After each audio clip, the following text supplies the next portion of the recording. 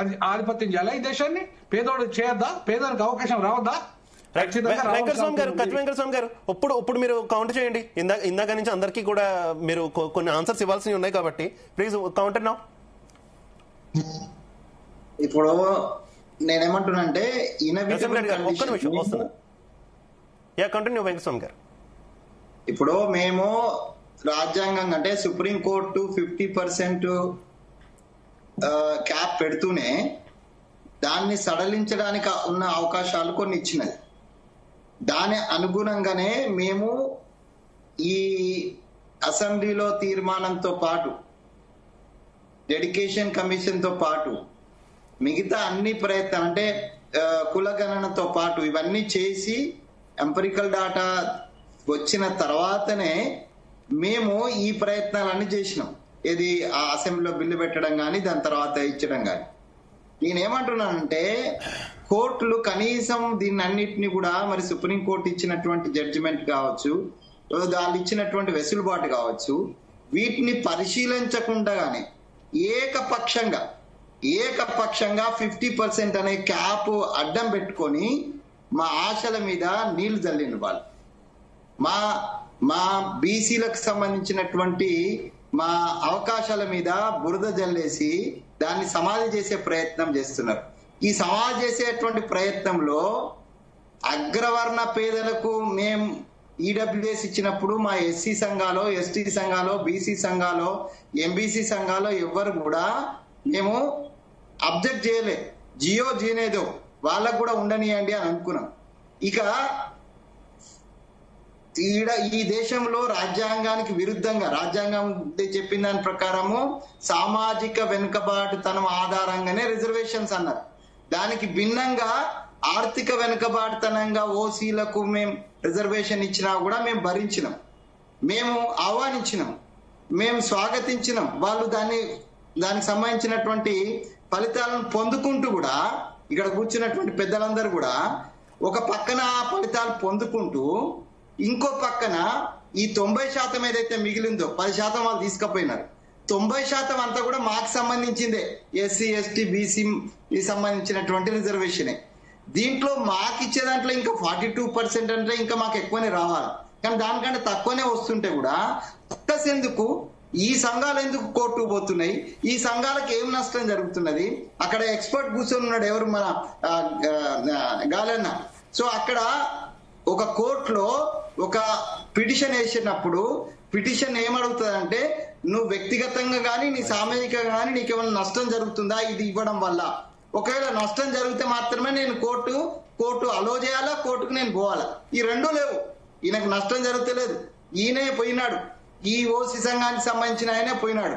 ఆ ఓసీ సంఘానికి సంబంధించిన ఆయన పోతే ఓసీ సంఘానికి సంబంధించినటువంటి పెద్ద మనుషులే ఆ కోర్టులో అలౌ చేసినారు. ఇదంతా కూడా ఈ దేశంలో అనగారిన వర్గాలకు వ్యతిరేకంగా ఆధిపత్య కులాలు చేస్తున్నటువంటి కుట్రలో భాగమే.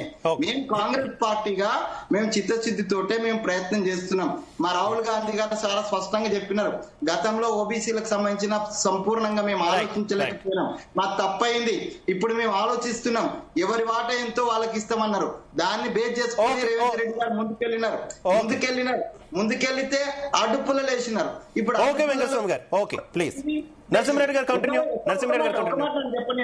ఒక పక్కనేమో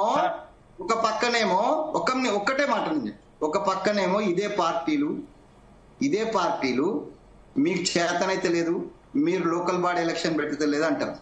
ఇంకో పక్కనేమో మేము పెడతాము అని పోతే కోర్టు అడ్డుపడితే పార్టీ పరంగా ఇస్తాం మిత్రమా, మీ పార్టీకి మీరు నిర్ణయం తీసుకోవచ్చు, మా పార్టీకి మేము నిర్ణయం తీసుకోవచ్చు.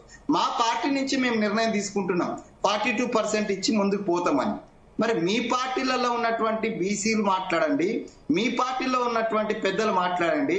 మీకు నిజంగానే బీసీల పట్ల ఉండేదంటే అందరము ఒకవేళ అంటే వారు చెప్పినట్టు తాత్కాలిక సొల్యూషన్ కింద అందరం 42 ఇచ్చినట్టయితే ఉంటే ప్రజలు మెచ్చుకుంటారు, మీ పార్టీని మెచ్చుకుంటారు, మా పార్టీని మెచ్చుకుంటారు, అక్కడ ఉన్నటువంటి అభ్యర్థులను బట్టి గెలిపిస్తారు. ఒక కాంగ్రెస్ కే లబ్ధి జరగదు, అందరికీ లబ్ధి జరుగుతుంది. మీరు దానికి ముందు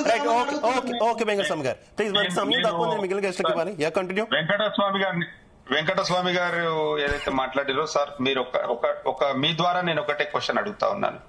ఏదైతే తెలంగాణ వ్యాప్తంగా వీళ్ళు ఒక డెడికేటివ్ కమిషన్ వేసి ఏదైతే కులగణన అనే అంశాన్ని చేసిరో, కులగణన తీసుకొచ్చిరో, మీరు దానికి సంబంధించినటువంటి డీటెయిల్స్ గానీ డేటా గానీ ఎందుకు ప్రజలకు అందుబాటులో పెట్టలేకపోతున్నారు? నెంబర్ 1. మీరు ఎందుకు దాన్ని ప్రజలకు అందుబాటులో ఉంచలేకపోతున్నారు? అదే విధంగా మీరు ఇన్ని రోజులు అంటే ఒకవేళ పార్టీ పరంగా మీరు 42% ఇవ్వాలి అనుకుంటే, పార్టీ పరంగా ఇవ్వాలి అనుకుని ఈ రోజు చెప్తా ఉన్నారు. ఇది ఎన్నికలకు పోయే ముందే చెప్తే బాగుండేది. ఇంకొక విషయం ఏంటంటే, చట్ట సవరణ చేయకుండా ఏదైతే 9th షెడ్యూల్లో చేర్చడంతోనో, అంటే టెక్నికల్ గా అది కాదని తెలిసి కూడా ఈ 2 సంవత్సరాలు మీరు కాలయాపన ఎందుకోసం చేయడం జరిగింది? మీరు ఎందుకు చేసిరు? ఎందుకంటే మీరు ఆల్రెడీ ఇంతకుముందు కర్ణాటకలు ఇచ్చారు, అక్కడ సాధ్యం అయితే లేదు. మరి అది ఇక్కడ కూడా సాధ్యం కాదనేది మీకు ముందు నుంచి కూడా తెలుసు. కేవలం మీరు ఏంటంటే బీసీలను మరొకసారి వాళ్ళని ఇబ్బంది పెట్టాలి, వాళ్ళ పైన మీకు ఏమాత్రమైనటువంటి చిత్తశుద్ధి లేదు, వాళ్ళని ఇట్లనే 2 సంవత్సరాల నుంచి కాలయాపన చేసి మరోసారి వాళ్ళకు అన్యాయం చేసేటువంటి ప్రయత్నం చేస్తా ఉన్నారు తప్ప వాళ్ళకి న్యాయం చేయాలనేటువంటి ప్రయత్నం ఏమాత్రం లేదు. ప్రజలు వాళ్ళకు పూర్తిగా అర్థమైపోయింది. బీసీ సోదరి మనకు మొత్తం తెలంగాణ వ్యాప్తంగా ఇది కేవలం కాలయాపన చేసేటువంటి ప్రభుత్వం అనేది పూర్తిగా అర్థమైపోయింది. మీకు ఇప్పుడు కూడా నేను అంటే ఈ జీ న్యూస్ ద్వారా నేను ఈ వేదిక ద్వారా నేను అడుగుతా ఉన్నాను, మీకు దమ్ముంటే, ధైర్యం ఉంటే మీరు చేసినటువంటి కులగణన ఏదైతున్నదో దాన్ని మీరు వెంటనే విడుదల చేసి ప్రజలకు అందుబాటులోకి చేరి ఏ గ్రామంలో ఏ కులములు ఎంతమంది ఉన్నారో తీసుకురండి. మీరు ఏదైతే 42% ఇస్తామంటున్నారు కదా, 42% బీసీలలో కూడా వర్గాలు ఉన్నాయి కదా, ఏ వర్గానికి ఏ ఊర్లో ఎక్కడ ఇస్తారో మీరు చెప్పండి. అవన్నీ లేకుండా కేవలం కాలయాపన టైం పాస్ జోలి చెప్పొద్దని చెప్పి నేను నరసింహారెడ్డి గారు. ఓకే వెంకటరెడ్డి గారు, వెంకటస్వామి గారు మీరు అందరికీ కలిపి ఆన్సర్ చేద్దరు కానీ మనకు చాలా తక్కువ టైం ఉంది. ఒక్కసారి నేను అందరి దగ్గర కూడా తీసుకుంటా.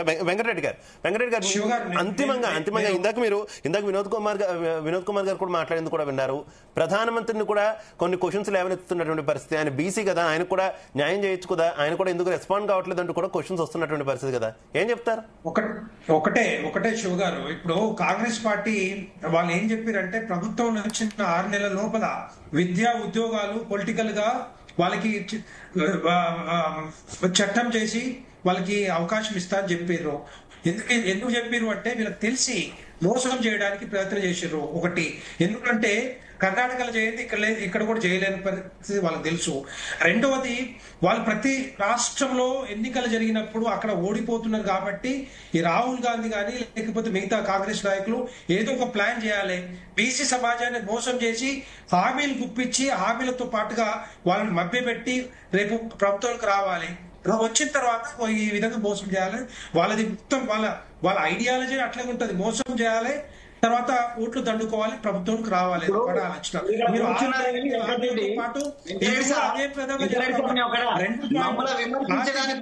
ప్రధానమంత్రి నరేంద్ర మోడీ పాపులేషన్ సెన్స్ వస్తా ఉంది. పాపులేషన్ సెన్స్ తో పాటుగా కాస్ట్ సెన్స్ దేశం మొత్తం మీద మేమే అమలు చేస్తాం, భారతీయ జనతా పార్టీ అమలు చేస్తుంది, కాంగ్రెస్ పార్టీ చేయలేని అప్పుడు మమ్మల్ని మేము చేస్తామని చెప్పి మేము అనౌన్స్ చేసినాం. అది మీరు వాళ్ళు ఎందుకంటే ఇదంతా కూడా టెక్నికల్ గా వీళ్ళు డెడికేటెడ్ కమిషన్ ఏదో వేసారో అడప వేసి దాన్ని పూర్తిగా చేయలేని పరిస్థితుల్లో వాళ్ళు ఉన్నారు. కాబట్టి ఇప్పటివరకు కనీసం ఆ రిజల్ట్ ఆ డేటా కూడా బయట పెట్టలేదు కాబట్టి వాళ్ళు చేయలేని పరిస్థితులు ఉన్నారు. కాబట్టి మేమే Bharatiya Janata party population census తో పాటుగా కాస్ట్ సెన్సస్ కూడా వస్తుంది. ఈ రాష్ట్రం తెలంగాణ రాష్ట్రమే కాదు దేశం మొత్తం కూడా అది భారతీయ జనతా పార్టీ చిత్తశుద్ధి. ప్రతి ఇంటింటికి డేటా తీసుకోవాల్సిన అవసరం ఉంటుంది. ఏదో ఇష్టం వచ్చినట్టుగా మీ ఇష్టం వచ్చినట్టుగా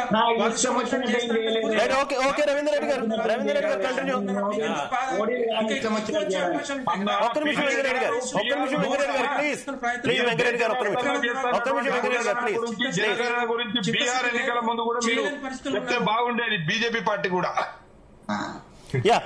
రవీంద్ర రెడ్డి గారు కంటిన్యూ. ఇప్పుడు ఇక్కడ మన వినోద్ కుమార్ అన్న నాకు చాలా గౌరవం. అంతకుముందు ఆయన చట్టం గురించి మాట్లాడేవాడు, కానీ ఇప్పుడు రాజకీయ నాయకుడు అయినాక ఆయన కూడా మిగతా రాజకీయ నాయకులాగా కొద్దిగా రాజకీయాన్ని కూడా జొప్పిస్తున్నాడు. ఎందుకంటే వారు మొట్టమొదటి మాట్లాడింది ఏంటంటే 5 కులాలేనా ఈ లబ్ధి పొందేది ప్రయోజనాలు 136 కులాలను, అది చక్కటి మాట. అదేవిధంగా ఎవరికి అందాలనో ఫలాలు వాళ్ళకే అందాలి కదా, మరి అర్హులైన వాళ్ళకి అందకపోతే ఇది రాజ్యాంగ స్ఫూర్తికి వ్యతిరేకం అనేది అది కూడా రెండవది చక్కని మాట.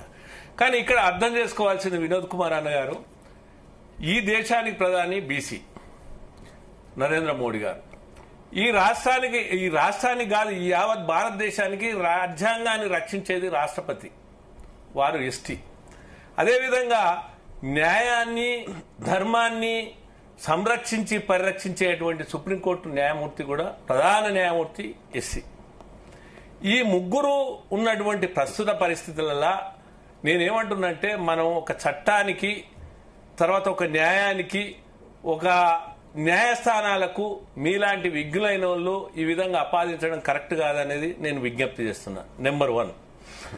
రెండవది విషయానికి వస్తే మీరు అన్నారు బీసీలకు అన్యాయం చేస్తున్నారు, అగ్రకులాలే చేస్తున్నారు, అందులో ప్రధానంగా రెడ్లు చేస్తున్నారు.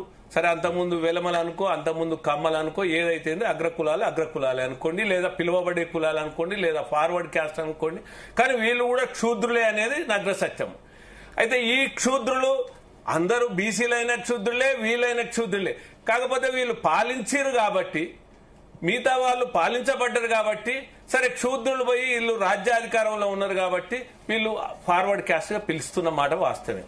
నేనేమంటున్నంటే 93లో వచ్చినటువంటి ఏదైతే పంచాయతీరాజ్ చట్టం ఏదైతే ఆనాడు తీసుకొచ్చినటువంటి పివి నరసింహారావు ఈ చట్టాన్ని ఇప్పటి వరకు 32 సంవత్సరాలు అయింది. ఈ 32 సంవత్సరాలల్లా ఇది ఎవరికి అందింది? ఈ కోటా వాటా అంటున్నారు కదా, మీ కోటాను గాని మీ వాటాను గాని ఏ అగ్రకులాలు వచ్చి లేదా ఏ ఫార్వర్డ్ క్యాస్ట్ వచ్చి మీ దాంట్లో జ్వరబడ్డరు, చొచ్చిర్రు, గుంజుకపోయిర్రు? మరి ఈ 27% ఎవరు తీసుకున్నారు? సంచార జాతులకు ఎందుకు ఇవ్వలేదు? ఎంబీసీలకు ఎందుకు ఇవ్వలేదు? అందులో ఉన్న వికలాంగులకు ఎందుకు ఇవ్వలేదు? అందులో ఉన్న అత్యంత వెనుకబడిన వర్గాలకు ఎందుకు ఇవ్వలేదు? కేవలం 4, 5, 6 కులాలకు మాత్రమే ఉపయోగపడ్డాయి.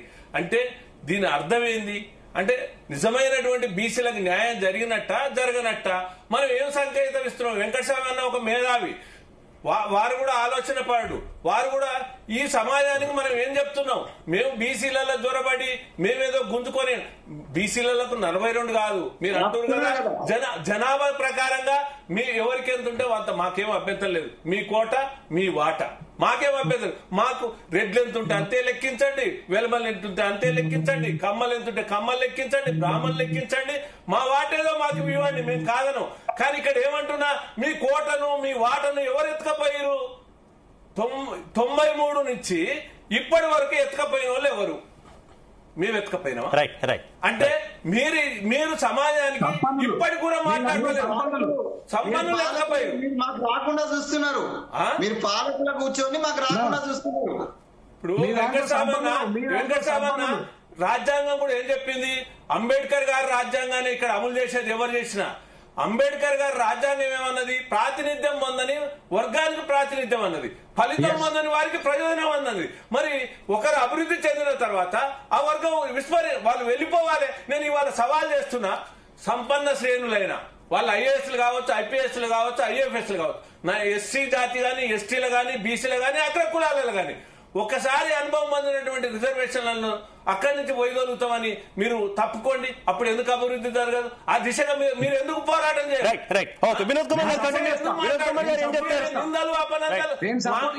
ఈ విషయంలో నేను సపోర్ట్ చేస్తాను. చీఫ్ జస్టిస్ బిఆర్ గవాయ్ ఏమంటున్నా అంటే ఇప్పటికైనా మనం ఈ సమాజాన్ని ఒక సమాజ పరివర్తకులుగా పెడద్రోవ పట్టిన రాజకీయ పార్టీలు అవి రంకులేస్తాయి. గజ దొంగలు టక్కరి మాటలు మాట్లాడతారు.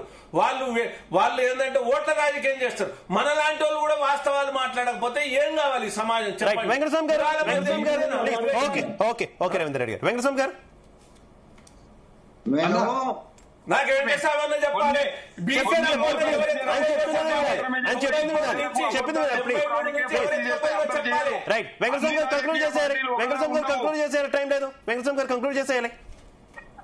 ఒక్క నిమిషం. ఇప్పుడు మేము అంటే ఈ టాపిక్ నేను పరిమితమై మాట్లాడుతున్నాను. దేశం మొత్తం మీద జరుగుతున్నటువంటి పరిణామాల గురించి తర్వాత మాట్లాడదాం. సో ఇక్కడ తెలంగాణకు సంబంధించి మేము చిత్తశుద్ధితోటి చేసిన ప్రయత్నంలో మాకు కోర్టులు అడ్డొచ్చినాయి. కోర్టులు అడ్డు రావడానికి కారణం కూడా ఈ ఓసీ సంఘాలకు సంబంధించినటువంటి మిత్రులే.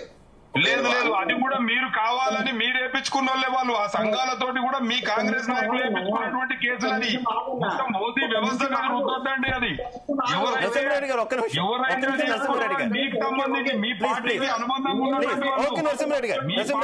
మీ నాయకులకు అనుబంధంగా ఉన్నటువంటి వ్యక్తులతో వేయించుకున్నటువంటి కేసులు తప్ప అది ఎవరు వేసింది కాదు. అది ఓసీ సంఘాలకు సంబంధం లేదని. ఆ ఓసీ సంఘానికి సంబంధించిన మేము వేయించుకున్న, ఒకవేళ మీకేమైనా రేవంత్ రెడ్డి గారి మీద అనుమానం ఉంటే లేకపోతే ఆయనే వేయించిందని అనుకుంటే దాన్ని చర్చ చేద్దాము, దాన్ని ప్రజల మధ్యన పెడదాం, తప్పనిసరిగా దోషి ఎవరైనా తేలుద్దాం. కానీ ప్రయత్నాలు దోషి ఎవరైనా తేలుద్దాం. సో అది ప్రజలు గమనిస్తున్నారు, ఎవరు వేయించినారు ఎవరు వేస్తున్నారు అనేది కూడా ప్రజలు గమనిస్తారు. అంత గుడ్డి వాళ్ళు ఏం కాదు, అంత చెవిటి వాళ్ళు ఏం కాదు. ఇది పర్టికులర్ గా తెలంగాణ సమాజం మేలుకున్న సమాజం. మేము అదే అంటున్నాం అన్న వెంకటన్న, మేము కూడా అదే చెప్తున్నాము. ప్రజలు ప్రతి ఒక్కటి గమనిస్తున్నారు, ప్రజలు ప్రతి ఒక్కటి చూస్తున్నారు. ఒక్క నిమిషం, ప్రజలు ఒక అవగాహనకు వచ్చారు తెలంగాణలో. ప్లీజ్ నరసింహారెడ్డి గారు ఒక్క నిమిషం. దోషులెవలో ఆ తెర వెనుక ఏమన్నా